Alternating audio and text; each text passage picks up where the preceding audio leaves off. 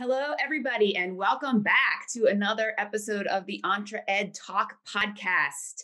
I am Toy Hirschman, your host, and I am delighted today to have Kelley Watson with us. Hi, Kelley. Hi. Thank you so much for having me. It's a pleasure.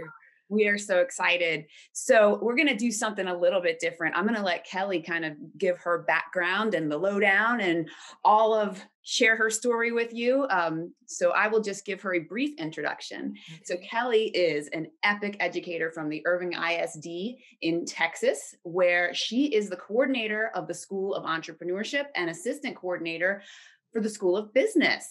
Yes. So that's all I'm going to say. This is going to be fun. So Kelley, why don't you dive in a little bit about yourself and where you got started and how you got to where you are today? I heard some of this story before, so you guys are going to be just thrilled. This is awesome. Oh, thank you. So, yes, of course. Thank you for the introduction. Again, my name is Kelley Watson. So I didn't take the traditional route to get where I am. Just to give you a little bit of background about me. I was born and raised in Dallas, Texas, and my parents are both from Louisiana. I am a twin, so I have a twin sister and a younger brother. So my family, they had, pretty similar backgrounds being in Louisiana. Just my father's from Southern Louisiana, my mother's from Northern. And my grandfather on my father's side, I called him Pawpaw Watson. So he was an entrepreneur. He had a third grade education, and he worked at LSU for a time as a janitor, and he would walk to his job, and he didn't have proper shoes. So the soles of his shoes were, coming apart, but he had that much drive and determination to never give up. And all of my family, both sides of my grandparents, both of them were the same way. My parents instilled in us never to give up on anything, to persevere. So back to my grandfather, third grade education. He lost his job as a janitor because they had to take a test of sorts. Can you imagine that, to be a maintenance worker? But he had to take a test. He did not pass the test, and that was by design. So he decided to take advantage of his circumstances. My grandmother's family had a lot of land in Baton Rouge, Louisiana. So my grandfather decided they had a portion of land for their side of the family, and he bought, several pieces of land from her family as well. And so he developed rental properties in commercial side of Baton Rouge, and he also built a motel and club by hand. Wow. So he didn't let those things deter him. So consequently, my father was also became an entrepreneur. He attended Grambling University after coming out of Vietnam. So after graduation, he was recruited from the Dallas Fire Department. So I think he was like number 7 or 10 of the first African-American firefighters in the city of Dallas.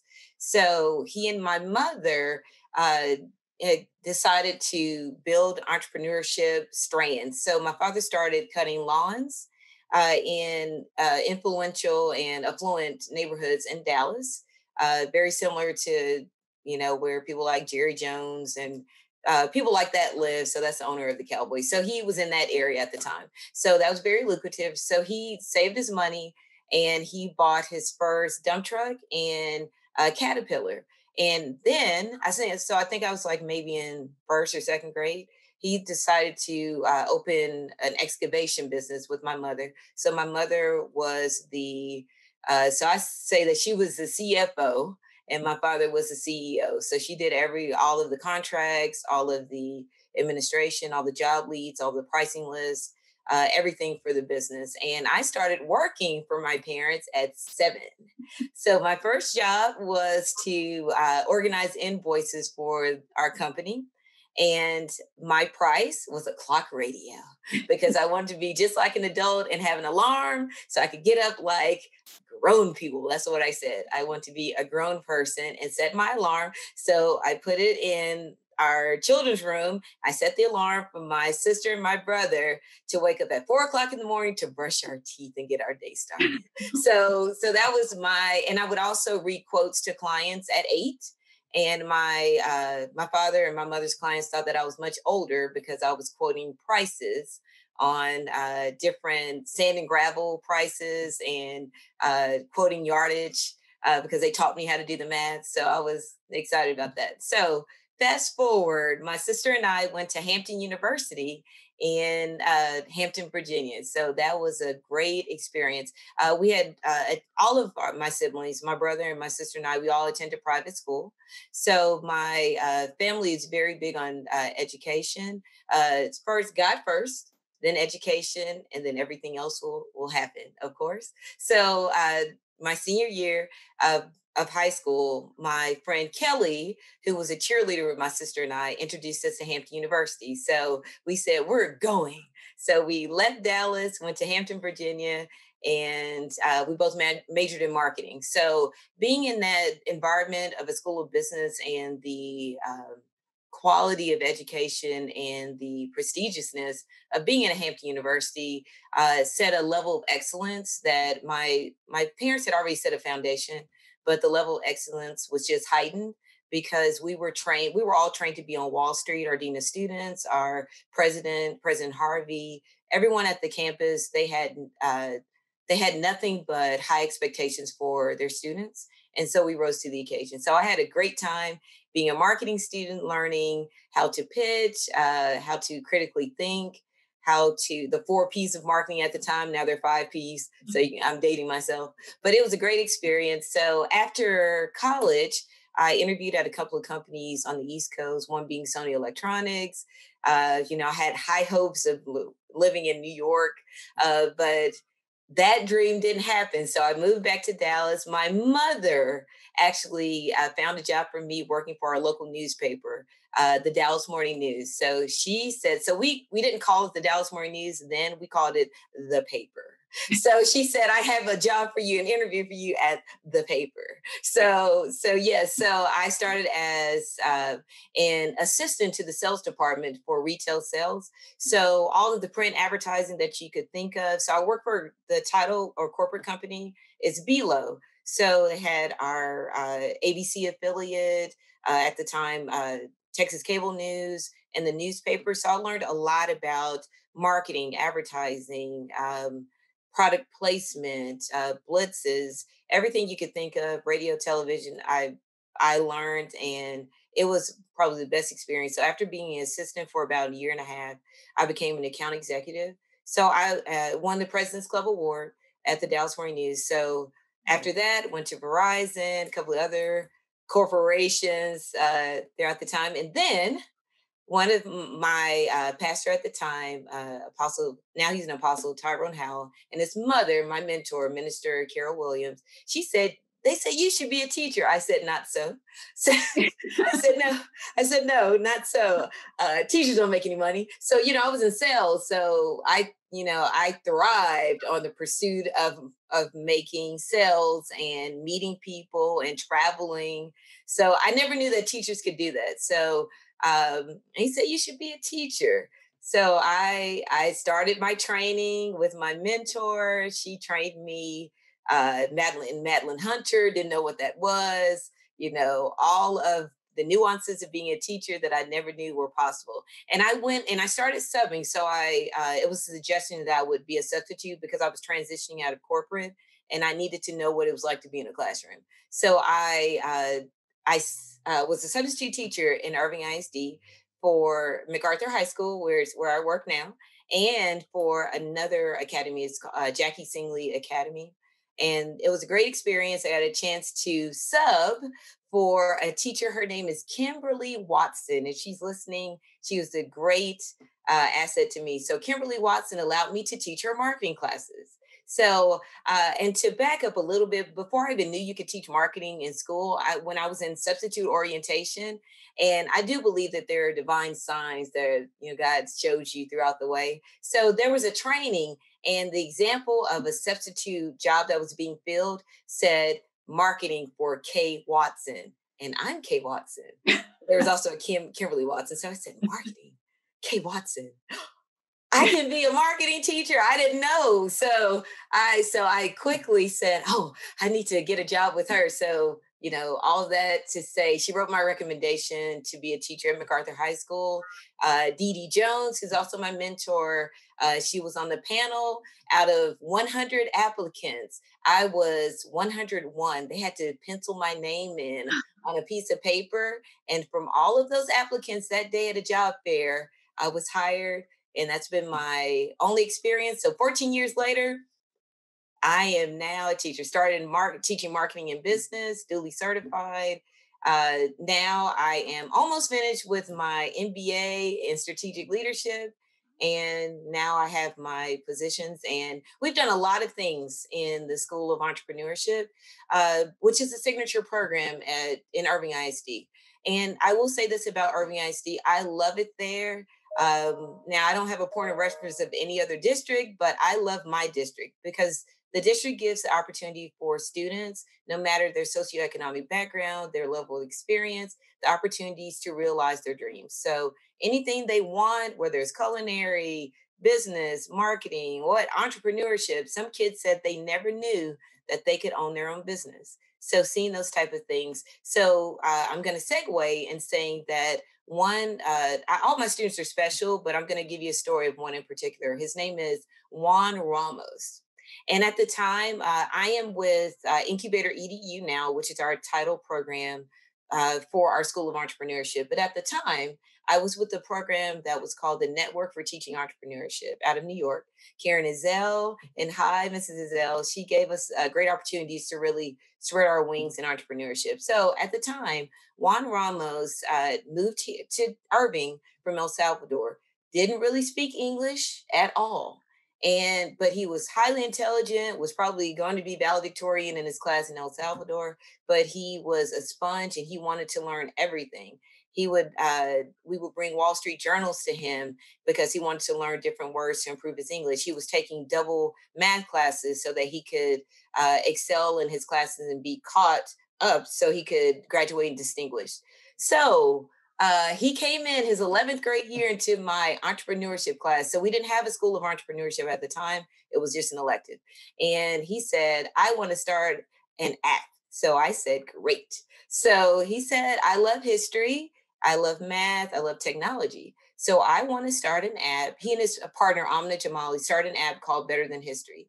So it was a game where students will learn historical facts and they could change the course of history. So, for example, if President Lincoln never went to the Ford Theater, what would happen? So the students could backtrack and draw their own deductive reasoning as to what they think would happen and to, create their own present day. So it was a really great concept. So with that, we were able to win several awards, Ernst & Young, Young Entrepreneur Award. We went to Washington, D.C.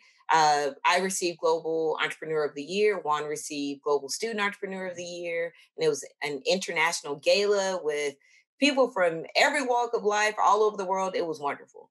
And so we went there on a particular weekend. When I returned back, we received a call from Mrs. Izell, and she said, dear, I have good news for you. You've been called back to D.C. I said, oh, is this part 2 of the gala? No, you've been called to go to the White House. So we we received a special invitation to be guests. At the time, it was President Obama, and he had this White House science fair that had been going on for years. So I was not familiar with it. So they said, the application that you filled out for Juan a couple of months ago, I didn't know what it was. They just told me to do it. So they said, do you mind doing this? I said, no, because typically I'm not the person that says no to anyone, and I have to learn sometimes to say no, but typically I say yes. So we did the application. Juan did his part. I did my part. And it was for the White House Science Fair. We didn't know what it was. It was just a blank application, no title, anything on it. So we, in a matter of, I think, 48 hours, we were on a plane back to DC. Security clearance, everything, and it was great.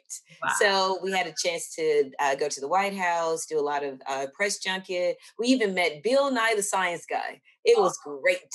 So it was wonderful. So Juan Ramos and I, Amna Jamali, we went to DC, and then after we returned, we had local press junket in Dallas, all the television stations. excited about it. So that's one of many things, but all of my students are great. We still have great things that we're doing. That's just one, well, all of them are memorable, but that's one that a lot of people ask about all the time. But everything that we're doing now is great. We just finished a community awareness project in entrepreneurship. So I have a student group in DECA, and they're my two DECA presidents and vice president, Tori Ariano, Akram Kadri, and Christopher Reitmeyer. They're doing a project within the city to grow brand awareness. Well, not brand, well, grow awareness for going green. And with COVID-19, the pandemic, wanting to really force the importance of having a healthy diet full of fruits and vegetables.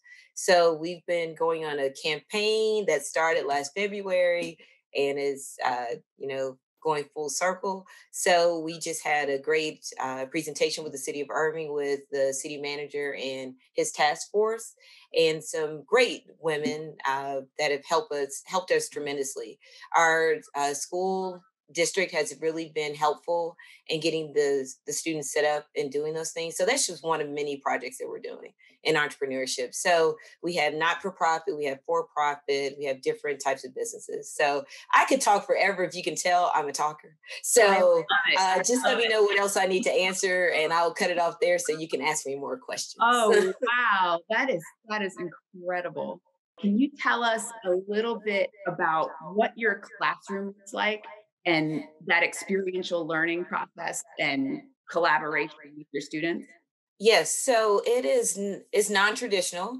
So what I do is, and even the furnishings. So we have a beautiful wing that's been built for us. So this is our third year in the wing. So prior to that, I had a prototype room. So Incubator EDU, Irving ISD has been very helpful in providing the type of space that we need for an entrepreneurial setting. So the first setting that I had looked similar to bright colors of Google. So we had sofas, leg rest, elevated tables, high stools, touch screens all around the room. We have something that's called a huddle room, which is a collaborative space, almost like a mini conference room for our students. And now we have a large collaboration space that has furnishings, touchscreens, sofas, high chairs, everything you can think of, it has for the student to work comfortably and because we feel that if the student's comfortable and they're in a non-traditional setting and they feel, at peace, they can really be creative and not be stifled by, the parameters that sometimes are the box that we put them in traditional education. So our district has been great about doing that. So again, the environment is non-traditional, and my students talk to me more than anything. So I lecture, but not a lot. So it's more of a round table discussion, if you will. They just come around either my desk or I sit with them, or they walk around the room talking. We have little basketball goals in the room. They just walk around talking to me all day about anything that's going on in their lives while they're working. I did this yesterday and I did this, or I saw this movie. Do you like this movie? And I'll let them talk to me for, a couple of minutes, sometimes 30-minute sessions. And then I say, okay, time to go back to work. And then they just do their work and they're on top of it. So I think because it's not traditional and I'm not a traditional teacher and they know I didn't come from an educational background as marketing and business and entrepreneurship, they know that, I'm just like them. So sometimes with marketing persons or salespersons, they don't like to be confined. They like to be free. And I'm the same way. So I love traveling with the students. So we have certain goals that we aspire to. So for example, the students know that if they have a particular project or whatever it is, whether it's a pitch competition, whether it's a DECA competition, there's going to be some form of travel where they can get outside of their comfort zone. Now, we wear suits on a regular basis, suits and ties, but the students don't even mind because they know it's their uniform. So they know that when they give a pitch, they have to look a certain way, they have to present a certain way, and they all learn from each other. They train each other. They push each other for greatness. They bring each other up when they're not where they need to be. So it's a great environment. So I typically now just have juniors and seniors. I only teach the advanced courses in the School of Entrepreneurship, but previously I taught all grade levels. So people would say when they would come into my freshman class, "Oh, are they seniors?" No, they're freshmen. And they said, "Well, how do they present like this?" I said, "Because I treat every student the same. Whether you're a senior or a freshman, you learn the same thing because you need to be trained early so that you continually, practice those particular habits. So it won't be a habit; it'll be a way of life for you. You'll know how to shake someone's hand properly. You'll know how to engage yourself at a mixer. You'll know how to hold a plate. You'll know how to eat properly at a certain table setting. You'll know what's cocktail hour, what's dinner, what's dessert, whatever. You'll know different functions. So we teach our students every aspect of life, not just curriculum. So everything can be curriculum. So my mentor at school, Dee Dee Jones, we would take students to New York every single year. And that was a lesson in itself because a lot of students have never been on a plane. They've never been in a hotel. They've never been on a subway. So those learning lessons, and learning to different people in different areas, they have a different temperament. People in Texas or Dallas, we smile all the time. We show our teeth to everyone, and that's just, we're just happy. Now, everyone's not like that, but generally, a lot of people in the South are happy. And people up north, some are happy, but some have more of a serious face. So to learn that just because someone's different than you are doesn't mean that they're necessarily bad. Just means they're different. And so you can learn from every person when to be serious, when to be, jovial, and then when to get down to business. So there's a time to play and there's a time to work. So those type of experiences are invaluable to myself, our staff, and our students. That's incredible. That is so Yes. valuable. I can see, what do you think the impact of that is on their motivation? Because Oh, they're motivated in life. So I'll give you another example with DECA. So I'm going to be talking about DECA a lot. So with DECA, they partner with our School of Entrepreneurship, with our School of Business, and of course, marketing. They have an annual event that is called DECA Day at the Mavericks, where we talk to all of the executives at the Mavericks for ticket sales, for social media, for different aspects of marketing and business. So, and you never know what your student, hears or what they pick up. So we would do that every single year. And one of our students became an intern for the Dallas Mavericks.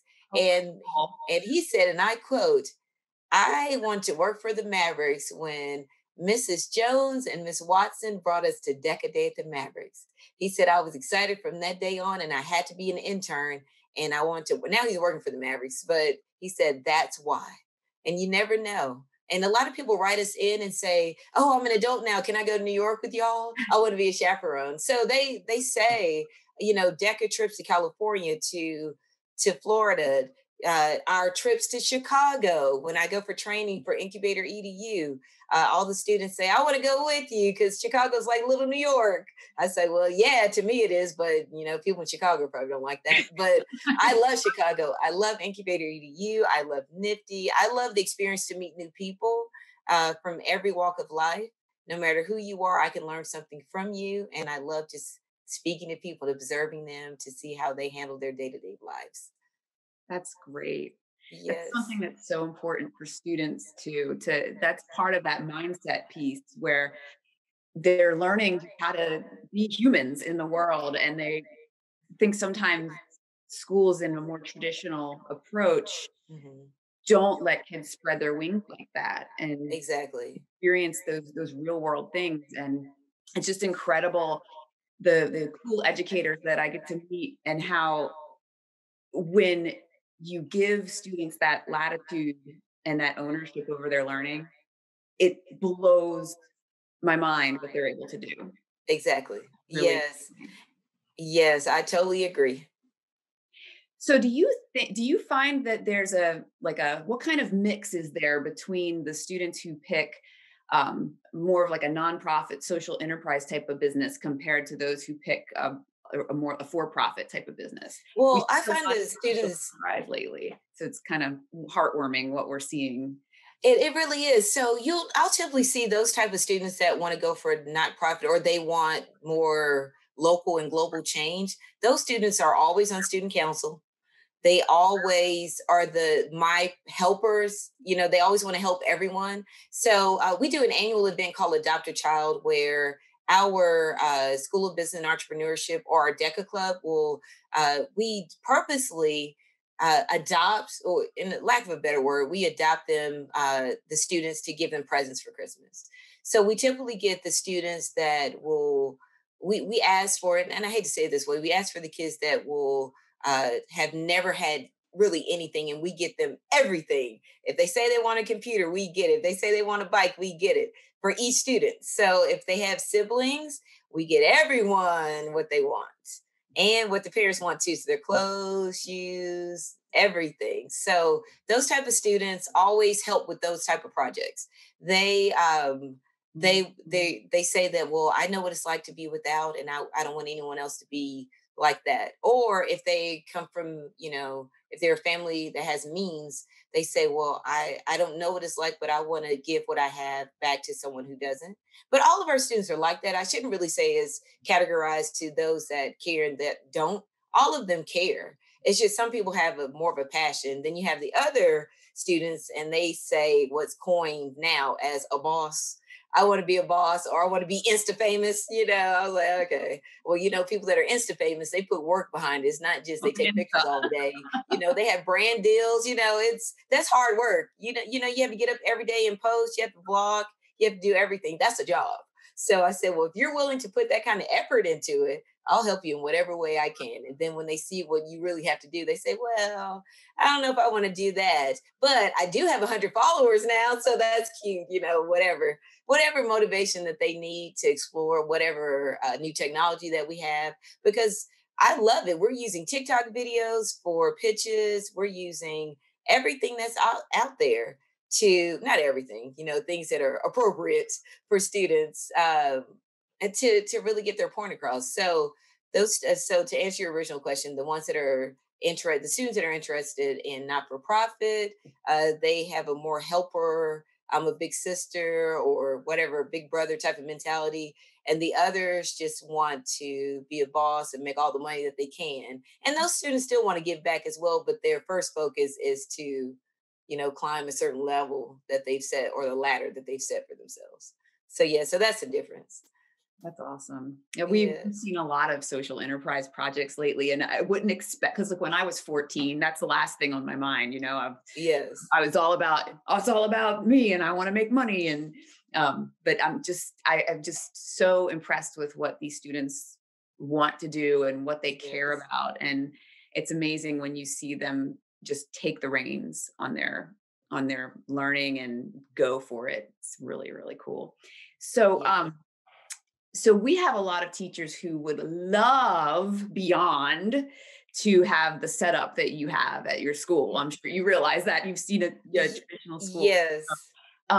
What advice might you give to a teacher who doesn't have all the bells and whistles? And I mean, it sounds like you have a mini Google situation here. Yes, we do. But I didn't start that way. So my first classroom, so starting my first year of teaching, I inherited, and thanks to Mrs. Jones, my mentor, she wanted to make sure that I had a room, because we had some teachers float around the school. So I had the teacher lounge, that was what they called the teacher living room. So I had a big chandelier, a sofa, carpet. And back then I taught a lot of subjects. So I taught restaurant management. So all of my bistro tables were on one side, and it looked like a mini restaurant on one side, a living room on the other. I taught fashion marketing. So I had sewing machines everywhere.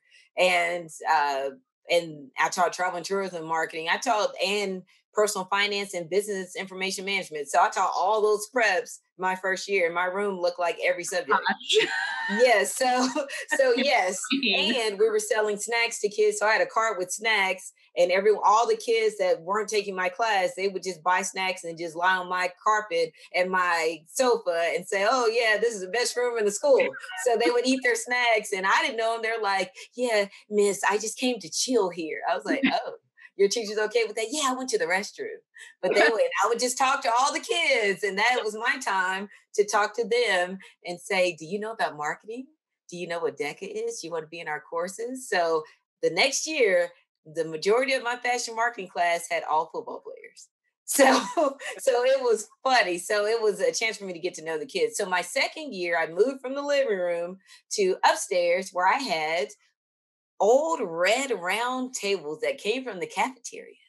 So cafeteria tables. Yes, I went to Dillard's, which is a retail. I guess you would have, I guess, Hex or something like that. Oh, you probably have Dillard's in Yeah. Maryland, don't you? Yeah. I lived in South Carolina for a while. We had Dillard's down there. Yeah, Dillard's. Okay, so we had Dillard's, and the general manager at the time in Willow Bend Mall in Plano, Texas, a really nice woman. She allowed me to take all of the posters for display for different brands. Yes, anything that we could think of, the nice posters that they would have framed when they were last season. She would let me take all of those posters and hang them around my wall to look like a fashion house in New York.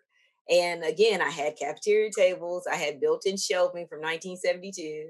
And, I had cookie ovens in the window. So Otis Folkmeyer cookie ovens. So we didn't have everything. And in that same classroom was my first entrepreneurial student, Juan Ramos, and Amna Jamali, who went to the White House. We didn't have anything. Everything was just bare bones. So you don't have to have a lot.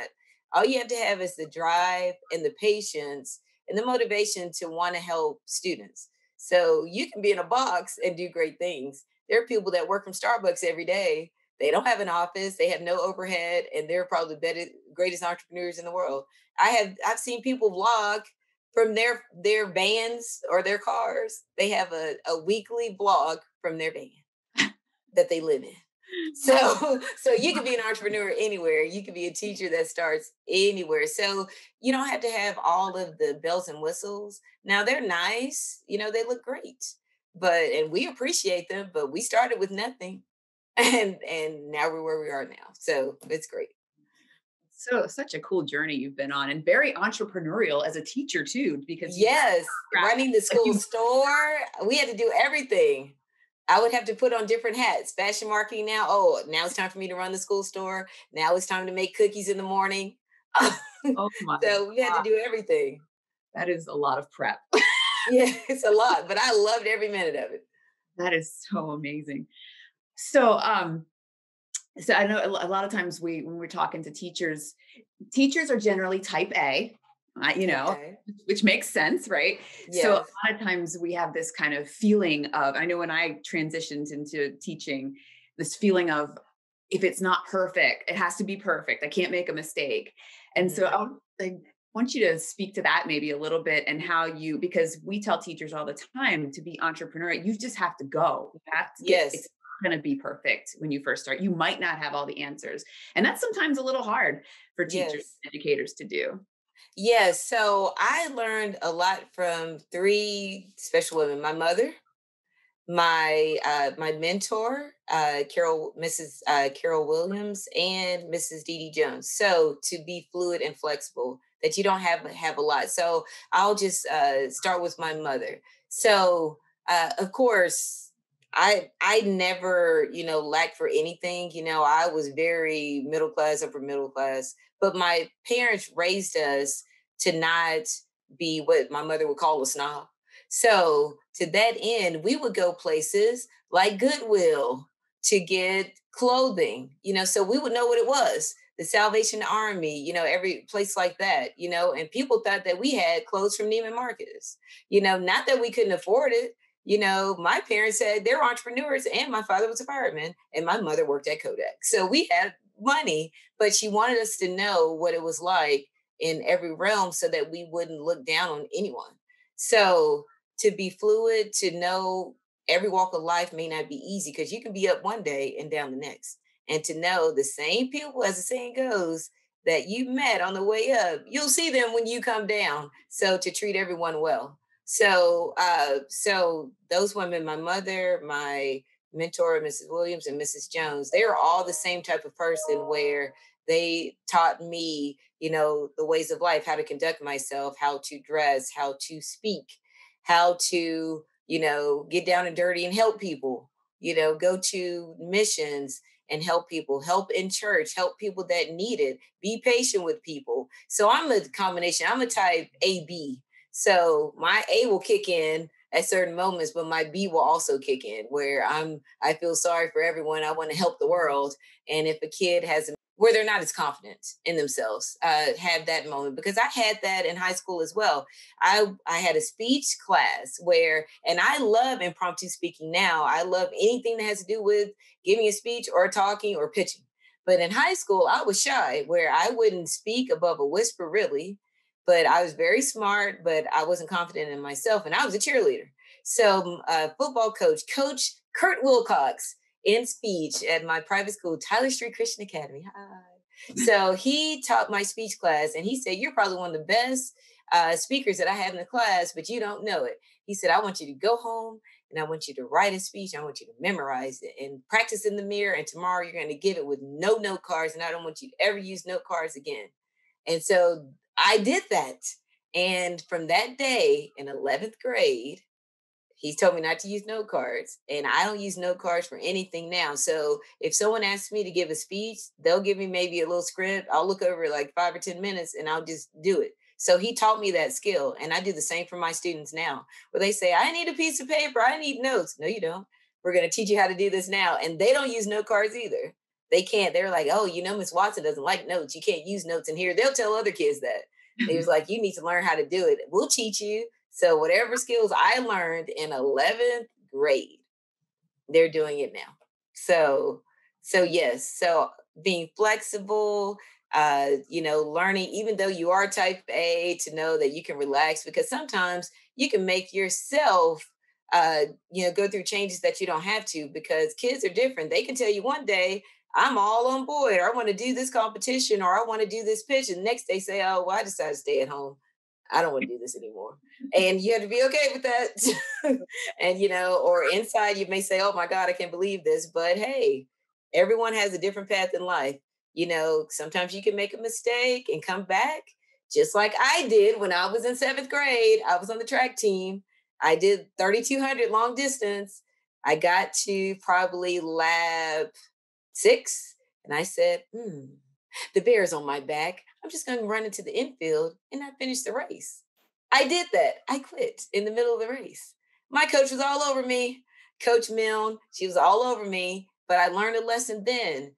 You have to say in your mind, even if something looks tough, things always look tough when you're almost at the finish line. But you have to say within yourself, "I can do it.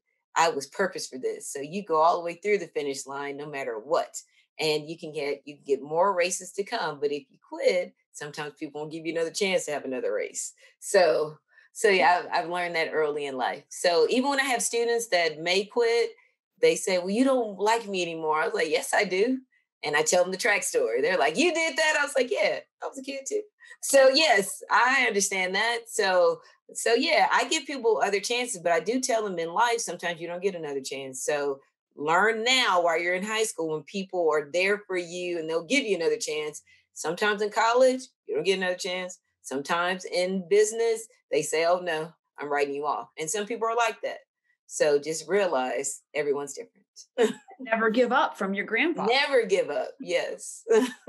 Your success in life and as a teacher is a true testament to your background and everything you've been able to accomplish. It's been thrilling talking to you. Thank you. We're gonna have to have another conversation. Yes, anytime you want. We're coming up on our time. We like to keep it at around 45 minutes or so. Okay. But I think you just did give advice to teachers that are trying to get started. So I won't ask you that question, but I want to try a new question on you. Okay. If you had a billboard in Irving, what would it say? Well, I have so many things that it would say. You can have 2 billboards if you want. Okay. I would say the journey is worth it. Oh, That would be my billboard. The journey is worth it. that is, And that can apply to anyone. and it's so true because you Yes. never, a lot of times, like you and your race and students, when they're going through these businesses, they might not end up where they thought they were going to, but then a lot of times they end up better. So you didn't think you're going to be a teacher. You even said, nope, not going to do it. That's exactly what I said. I even cried tears and I said, no way. And now look at you. Yes. And then sometimes, and then also it's true that sometimes mentors see more in you than you see in yourself. And that's always the case. And so it's up to you to trust them and go forward or not. And you don't know what your life would be. So I don't even know where I would be now. I'm just so used to this world that I love it. Awesome. Well, we're so grateful for you and grateful of all your students. I'm sure are super grateful for you and blessed to have Thank you you. in their lives.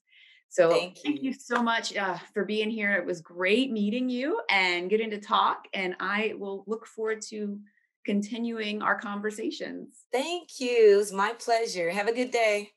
Thanks, Kelly.